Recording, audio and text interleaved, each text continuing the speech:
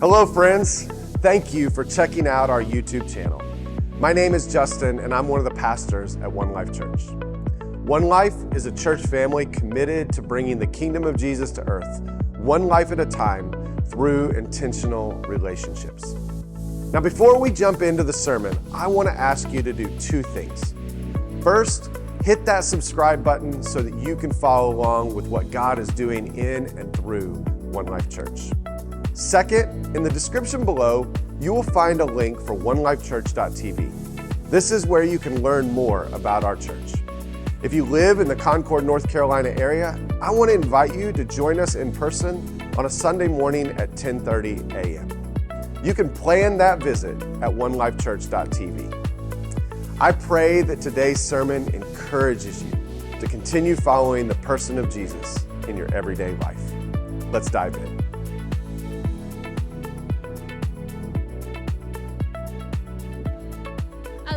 Today is going to be a little bit different. So we are wrapping up our No More Fences series today. And, I started this series several weeks ago talking about the book, The Art of Neighboring, and just what a huge difference it has made for our family and our street, and how 4 years ago we really didn't know anybody. And now our street is such a tight, giving and loving community. But I also need to share that was not just me and Paul. It wasn't like we read the book and then now our neighborhood's great. Not at all. It took time. And one of the other things it took was a family like Danny and Katie moving in across the street from us. So right when we were reading The Art of Neighboring in 2021, Danny Ficho and his wife, Katie Isaacs, moved in across the street from us. So I thought today it would be really fun to actually bring our neighbors up to have a conversation about neighboring, because they're amazing at it. Danny and Katie are both ministry leaders at Lake City Church in Mooresville, and they've both been ministry adjacent pretty much their entire lives, or in ministry, or, kid of ministers. So I know they have so much wisdom to share with us as we have this conversation today. All right, so Danny and Katie, can you just tell us a little bit about your story? Yeah, so I'm from California originally, and when I lived there, I was a high school English teacher, and I would travel during the summers. One summer, I went to Costa Rica on a missions trip, and I met a really handsome Tico, or Costa Rican locals.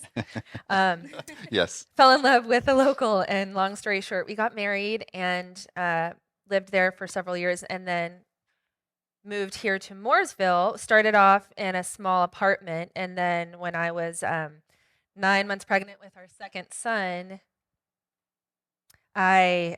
we decided we needed a house. So it was our first house search in 2021. Those of you who know what that was like, it was not super easy or fun. And I'll let Danny take it from there, actually. Yeah, we felt discouraged. Houses were expensive. There was nothing on the market. There was 2 weeks where I would go on Zillow and real estate websites. There was nothing, 0 homes. I was like, and I was nesting like crazy and so wanted a house. We found a few. Katie wanted to put an offer on all of them. All of them got rejected. This is God sometimes saying, no, this is not it. When we saw the sale by owner of across from the Smileys, I called the guy. He was a New Yorker, and I said, hey, could we go tomorrow? It was a Sunday. He said, sure, why not? He said, that's what he said. And when we went through the door, he had a cross. God said, this is it. And I knew right away. I don't know if you've seen like in your life when God says, this is it, this is your job, this is your spouse, this is what you need to do, this is what you need to repent of, personal experience. He's very clear.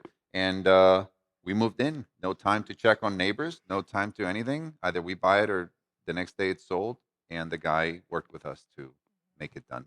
Yeah, and meanwhile, while this was all happening behind the scenes, we had seen the house go up across the street from us. And we were really praying for good neighbors across the street. And specifically, I wanted Christian neighbors that had boys. And they have 2 boys. They are so friendly. They the first time I met them, I think I was checking my mail in my pajamas because it was COVID. Yes. I didn't wear real clothes then.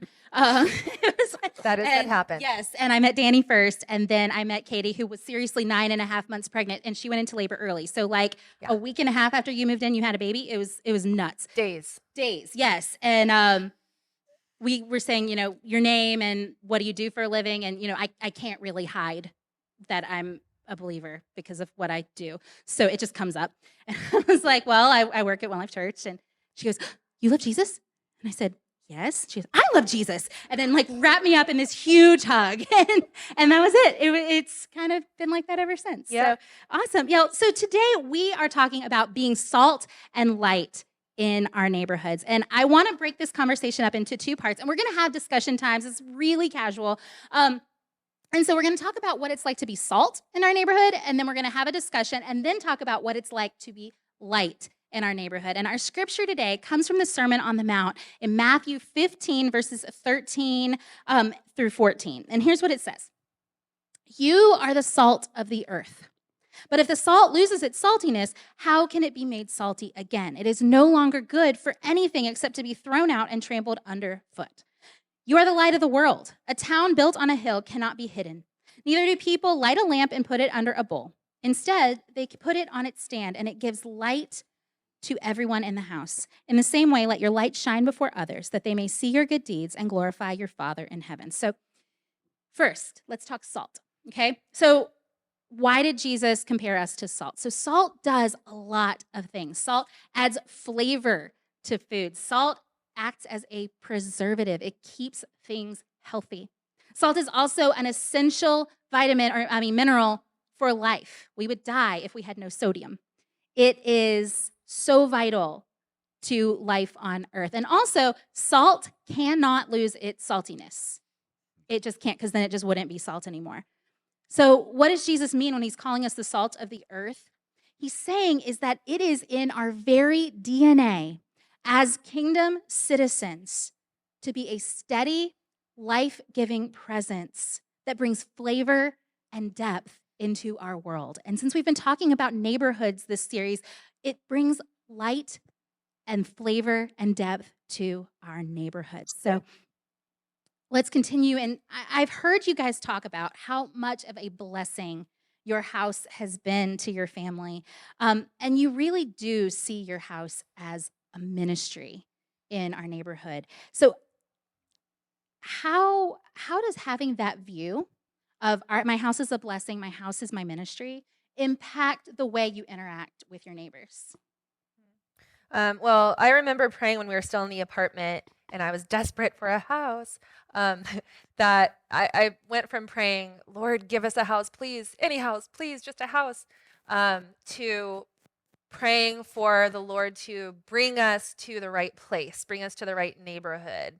And he did. I mean, you don't really know who your neighbors are going to be. I had met Carrie, but I didn't really know her family or anything until we moved in, and we noticed, they've got 3 boys right in front of us. Next door, there's a couple with 3 boys. 2 doors down, there's a couple with 3 girls. There's just such a great community of young kids. And we had never owned a home before, so it was great having other homeowners to help us through a lot of that. But we both grew up in very similar home environments where everyone was always welcome. Door was always open policy, and it was always kind of chaotic, a lot of kids running around. And we both wanted that for our own family. I think God works with you or on you, and you don't even realize. As a child being raised in a home like this, people would say, it just feels different in your house. And I was like, I don't know, I'm used to it, right? You don't get the difference. But now I see what God was planning on me as a child of what he wanted my home to look like. And I say this, God has humbled me in my youth. And he told me, I love you, but your house is not yours. Your children are not yours. Your money is not yours. At some point, we need to surrender to him. And I said, then use our home. I love hosting people and having fun. And hey, don't hit each other. No, don't eat that from the ground. No, get over here. And having people come and welcome them into a place where they can feel safe. And I think that's part of our calling. Absolutely. And I want to say that it's contagious. Before they moved in, we'd lived there for a couple years, and we were definitely a closed garage, backyard, door locked community on our street. We really didn't know each other. And then when Danny and Katie moved in and they had this open door policy and their fence was open and they were playing in the front yard and we started playing in their front yard, it became contagious. It became, well, Danny and Katie can't be the ones that always host. Why don't we have a fire in our yard? Why don't we have a dinner at our house? And then it just sort of spread because of their example. And I think that is so important that you guys, we don't have to carry the neighborhood by ourselves. All you have to do is light the spark. I would say just because it doesn't exist where you live doesn't mean that people are not in need for it. Right. Yeah, we really do. Like, people are hungry for Mhm. community. So I want you guys to help us just get an idea or have an imagination for what does community look like? How have you fostered that sense of community on our street and beyond? A big thing is the children. So we've got an almost 6-year-old and a 3-year-old boy, and they're all best friends with each other in the neighborhood. So letting them come over and play. We have a big trampoline in the backyard that they go crazy on, and the neighbors feel safe knowing that their kids are with us because we've gained their trust. Babysitters, we have several babysitters in the neighborhood. I've invited them to church. We're educators, so they come over with their homework sometimes for help on their homework. There have been a couple times where a neighbor across the street, junior high age, her parents weren't home yet and she felt really scared or she got hurt, and she knows that she can come to our house because she feels safe and she knows that we're available. And also asking for help, I think, has really enabled this sense of community. It's not always just giving, which is great, but we've had to ask for help. Our water heater broke the night we moved into that house. We go to give our boys a hot bathtub in our new home, and it's cold water. So we've had to ask for help multiple times.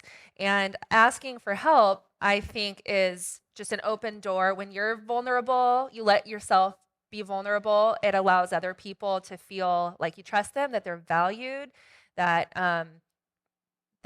allows them to maybe be vulnerable with you as well. Yeah, I think that's a really big thing, is asking for help, because I think a lot of times when we think about, well, I'm a Christian, I have to be salt and light in my community, we get this almost like a savior complex sometimes. Like, it is my job to bring Jesus to the neighborhood, and I have to serve and serve and serve and help and help and help. But doing that completely takes away the agency of the other people in your neighborhood, because other people can help us. Other people have things too. And it's not all about us constantly being the one that it's almost like making other people a project. We aren't going to make anyone else a project. It's about fostering relationships. So I know we have a neighbor that works for Lowe's corporate, and he has literally every tool that exists, and I'm not exaggerating. Yes. So if we have a project and we have like a really weird bit, I don't know, drill bit or something, it's like Paul will just go talk to Joe, and Joe has it. It's about sharing and being open with your possessions and open with your needs. Yeah, And go ahead. There's also a nurse who lives down the street, and we've FaceTimed her on several occasions. My husband just got bit by a dog. Here it is. What do? We need your help. Or I sliced my tip of my finger off making dinner the other day, and not the other day. Listen to my kid coughing. Does he need to go to the ER? Yeah, you've come over when he had RSV, and I was freaking out. Just asking for help, and it's about relationship. One big thing I think for us as Christians, we don't need to portray a perfect life. So false, and we are a work in progress, and we need to love people that come to us, not judge, not give politics. Where are you right now? How can I be a blessing? This is what I'm going through. And when we bring that, I think that's what Jesus was doing. Jesus was not like making it weird. He would connect with people, right? Like the woman in the well we discussed, right? He pours into her, makes a connection before he shares with her. People have different backgrounds and different needs and different moments. We don't need to be, as Christians, we are the salt and light, but not in a way that we need to overwhelm or feel too much salt. Exactly. Overwhelming. Yeah, absolutely. Yes. Absolutely. Yeah, and I want to mention, so I talk about our neighborhood community and how much we love it, but it is not like we are all church-going families with 2.5 kids. That's absolutely not. We're not a glorified youth group on our street. We have families from all ends of the political spectrum. We have families from all ends of the belief spectrum, religion spectrum. We have empty nesters. We have single people. We have people who have teenage kids, and it's not like it's organic for everyone. So I'm sure you guys experience that too, that not everybody that you live with is in the same stage as you. And so what has been the best way for you guys to make connections with the neighbors that just aren't in the same life stage or have the same availability or just like wouldn't naturally become part of your life? So if Danny can read, James chapter 1, verse 19 is a verse that we take pretty seriously regarding our neighbors. It says, "Understand this, my dear brothers and sisters. You must all be quick to listen, slow to speak, and slow to get angry." I think we're extroverts. Speaking is easy to us, but God needs to work on me to say, Danny, listen. Listen to people. I'm jealous of introverts in a way that introverts are really good listeners. People think that introverts are bad. No, they see the world differently. And they're so good at listening. And we need to learn from that as well. So if you are not an extrovert, it doesn't mean, oh, I'm very shy. God doesn't excuse you from not caring about others just because he made you in a certain way. You can have a lot of value in that because a lot of people need and just want to be heard. Yes. Yeah. And one way that Danny has been able to get some of the men in our neighborhood who aren't married, don't have kids, different ages, stages in life, to open up is by inviting them to breakfast that we have at Lake City every other week or so. Yeah. So yeah, I want to talk about that because we just started men's breakfast here yesterday, and this is a ministry that Lake City does, and we've watched it grow over the past few years, and I don't think there's a man on our street, or I don't know, even in our neighborhood, I'm not sure, who hasn't been invited to breakfast. Paul's gone, but Danny is really good about that. Hey, come to breakfast with me. So I want you to talk about how something like that can just open doors to people. Yeah, I think it's a low-key way. You sit with guys, our breakfasts are big. We have pork chops and eggs, and you would say like, what? Yeah, coffee. So you don't need to hide where you are, but it can be in a very cool connecting environment where we are eating and we're talking about what do you do? Guys connect differently from women. And then my neighbors can see my beliefs at the same time that they see that I struggle. So I think that creates a reality picture, and they're like, he's not all just talk. Danny's here because he also needs it. So I think that part allows you to get guys to get to know each other because we men are fearful of connecting quickly. I love Paul, but after like a day, I'm not like, oh, I struggle with this and that. We don't do that. Women do, which I think is a strength in them. We men can take us a couple of years to share with another man what has happened in our lives, our hurts, our wounds. So I think this gives you that point of community. I think men are isolated in our current society, and that's what society wants. Be isolated, be on your own, you can do it. And I think this fights against that because I think we do need that community. Absolutely. And actually last night, true story, I saw that one of our neighbors was working on their car, and he's a single guy. He lives several houses down, and he found out that they were coming here today, and he even said something like, what, I don't even remember what he said. He said something like, yeah, I'm kind of mildly spiritual. The Jesus thing's just too much for me. I'm not really into it, but I love the men's breakfasts. And he was like, I love going and I love listening to the guys talk and getting to know them. And I was like, that's really cool because Jesus might be a little much for you, but you're experiencing it without even knowing it. So it was pretty awesome. So yeah, absolutely. Find the ways, find the points of connection that you do have, and go from there and listen to their stories. So what we're going to do for our first discussion time is we're going to talk about what is holding you back from connecting with that one neighbor that I know you have in your mind right now, the one that you cannot seem to make a connection with, or you don't see a way where you can make that connection. What is it? What is the barrier for you? And we're going to talk about that for a few minutes.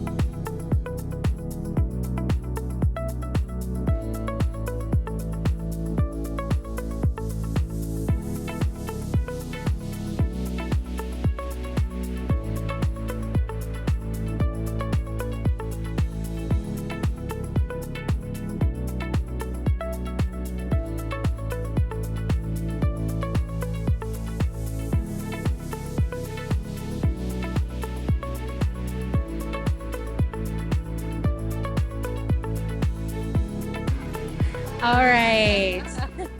Awesome. I hope that you guys had some ideas and just shared some things with everybody. It's great. I really love this. I love that we can have a discussion time and I actually hear y'all. It's fantastic. So we're going to move on to the second part, which is now how to be a light into your neighborhood. And this is what we talk about a lot of times, and it's probably something that we've heard a lot in churches. And I'm going to read it, and then I'm going to kind of ask you guys and share a little bit. So the second part of that verse, you are the light of the world. A town built on a hill cannot be hidden. Neither do people light a lamp and put it under a bowl. Instead, they put it on its stand, and it gives light to everyone in the house.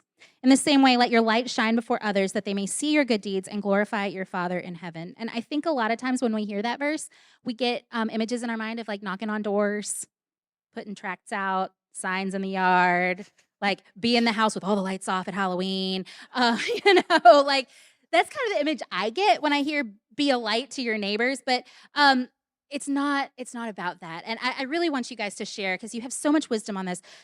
What does it mean to you to be a light to your community? So I'll go ahead and start. I think it's not a job for me, it's a joy for me. The Lord has taken me out of a lot of stuff, and he's been so good to me. I love to share it with people. It's just being authentic and, in appropriate times, kind of organically in conversations. Everyone knows we're Christians. I just talk about, oh yeah, and in my Bible study yesterday, this is what I learned and it was really cool. That's my life. So I'm not gonna categorize my Christianity with my neighborhood. I'm just who I am. And also, praying aloud. I've actually just prayed aloud with non-Christian neighbors. Friend of mine, her son was going in to get surgery the next morning. She was really anxious about it. So I just said, is it okay if I pray right now? Yeah, sure. And I just went ahead and prayed out loud. Other neighbors, I've just texted out prayers, and I'll be praying for you, and then try to go a step further and actually text out a prayer for them. Yeah, I want to say that's something that I've really taken from you to actually start doing, praying for them, telling them I'm praying for them. Nobody is going to tell you, please don't pray for me. Nobody. If you're like, can I pray for you? Or I am praying for you. They're not gonna be like, oh, please don't pray for me. They appreciate it. They really do. And especially the writing out the prayers or actually doing it right then, or even checking back. How is it going? Yeah. It is so beneficial to being that light in an authentic, non-threatening way. Yeah. And like Danny said, we're both kind of natural leaders and administrative, kind of extroverted people. So like you said, making friends kind of comes easy to us. And I know not everyone is like that. And I don't want in any way for this conversation to make anyone feel like, well, that's easy for them to say. I could never do that. Maybe not in the same way, but yes, you can. The Lord has given us all individual giftings and personalities and resources to be a light in our community. And it's good that we're all different. Yeah. An introverted person might not want to go talk to a super extroverted person anyways. They don't like us, and it's fine. I'm I'm glad because again, that's why they're drawn to other people, and it's God's plan. It's not like there's nothing wrong with one or the other. It's just the difference. Yeah, Yeah. and I think it's important. Like, okay, I'm outgoing here because I know y'all. But in our neighborhood, Paul and I are not the extrovert, let's all do stuff kind of people. So we just got adopted by some people who are. Um, but it's use your gifting, use the thing you have. Like I am known on our street as the lady that has the stuff. My craft dungeon is expansive. Medicine, So yeah, Medicine. medicine, medical supplies, and craft knowledge, supplies. I got books. you. So like, if someone needs a hot glue gun, I'm your woman. If someone needs to cut something out on the Cricut, I am your woman. And I have had neighbors come over saying, "Hey, can you cut this out for my daughter's costume party project or whatever?" I'm like, "Yeah, come on over, let's do it." And it has fostered that sense of community because we can bond over crafting So- or whatever you have. I know that we've all seen those preachers yelling in the streets, and God has a plan for them, and maybe they've impacted some people. But I see Jesus making a connection one on one, and it wasn't always about repent at the beginning necessarily. So, you guys probably watched the movie Avatar, right? And there's this thing I see, like Jesus, like it says, "I see you." They say to each other, "I see you." We have lost that ability to see people and connect with others. Um, don't pour your politics into people and start fights. Don't burn bridges. Make people feel welcome. You might not agree. We don't, even as Christians, we don't agree on a bunch of stuff. And we've been fighting for centuries over it. It's just so dumb, right? What is the purpose? Jesus didn't get on a cross for that. And so I think is make connections. A glue gun, oh, people will share. Lawnmower. Yeah, working on a car, people will share. Yeah. Just give that time to love people at that moment and be vulnerable with them a little bit. Mhm. Absolutely. And so then we talked about making those connections. So how do you get over that barrier where you're like, I want to talk about my faith, but I don't want people to think I see themselves as a project or that they're only talking to me to get me converted because that's not it. So how do we talk about our faith without being seen as preachy or someone that's like judgy or trying to make somebody a project? What do we do to genuinely not have an ulterior motive in our friendships? I think it usually takes time, maybe longer for men, like Danny was sharing.